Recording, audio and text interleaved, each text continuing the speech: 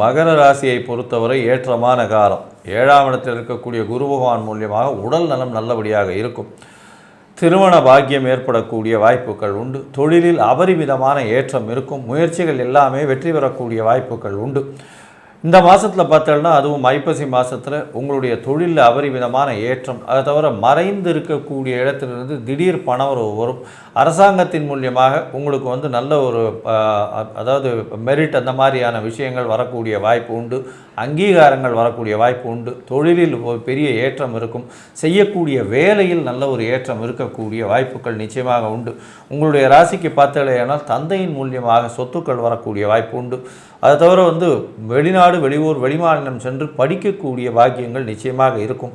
பொது காரியங்களுக்கு நீங்கள் செலவு பண்ணக்கூடிய காலகட்டமாக இருக்கும். குழந்தைகள் மூலியமாக நல்ல ஒரு ஏற்றமான விஷயங்கள் நடக்கக்கூடிய வாய்ப்புகள் நிச்சயமாக உண்டு.